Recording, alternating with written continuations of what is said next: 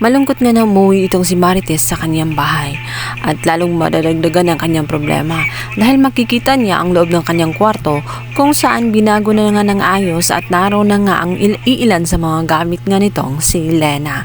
Kung kaya't nagwala na naman itong si Marites at tinanong kay Rigor kung ano ang ibig sabihin nun at bakit nandoon ang mga gamit ni Lena. Pati ba naman ang kwarto niya aangkinin na rin itong si Lena. Samantalang itong si Lena habang nakatingin ay nanggigigil din dahil ayos na niya ang kwarto na inaasam niya na doon natitira at doon na nga tutuloy kasama ang kanyang inaasam na si Rigor. Ngunit masisira at hindi matutuloy ang kanyang pinapantasyang kwarto dahil naroon na nga ang tunay na may-ari. At sa bungakala naman ni Lena ay kakampihan siya ni Rigor ngunit hindi. Pinaalis siya nitong si Rigor.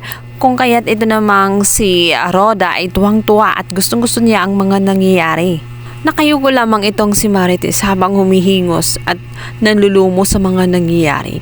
Litong-lito na siya sa kanyang buhay at gulong-gulo na nga siya sa kanyang sitwasyon, lalo natuklasan niya na ang kanyang anak na si Tanggol sa pag-aakala nga niya ay naroon na nga kay Ramon. Ngunit mas magugulantang siya sa oras na matuklasan niya na hindi si Tanggol ang nakasama nga nitong si Ramon, kundi ito nga ang si David. Nusubukan nga siyang tanungin ni Rigor.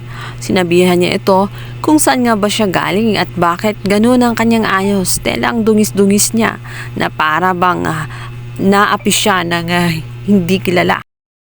Ngunit hindi nagsasalita itong si Marites. Umiiyak lamang siya. Hanggang sa sinabihan na lamang siya ni Rigor na kung ano man ang iniiyak niya at kung tungkol kay Lena ay wag na niyang intindihin dahil siya na ang bahalang kumausap ito. At binalaan niya itong si Marites. Dahil sa pinili niya na tumira sa loob ng kanyang bahay ay dapat sumunod siya sa kanyang mga rules and regulations sa loob ng bahay. Siya dapat ang masusunod. At sa oras na makikita niyang muli itong si Tanggol at itong si Tinding ay hindi na niya alam kung ano pa ang kanyang magagawa. Kung kaya't wag niya hahayaan na makatungtong muli ang si Tinding at ito ang si Tanggol sa kanyang bahay.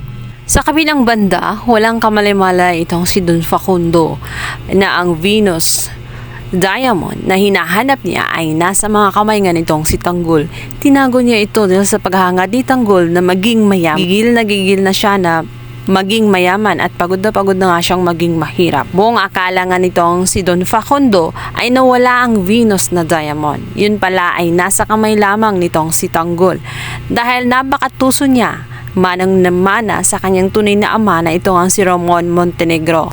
Halos patayin na nga nila itong si Tanggol dahil sa pag-aakalang kinuha nito ang naturang diamond. Ngunit hindi aamin si Tanggol. Ang inaalala kasi nila ay ano ang ipababayad nila dito kay Ramon, gayong may malaki silang utang. Dito na nga ina-suggest ni Tanggol na gamitin na lamang ang mga natitirang droga at ang iba pang mga diamond nang sa ganoon ay makabayad na sila sa utang at tuluyan ng kakala sa grupo nga nila Ramon upang kalabanin at magtayo ng kanilang sariling negosyo.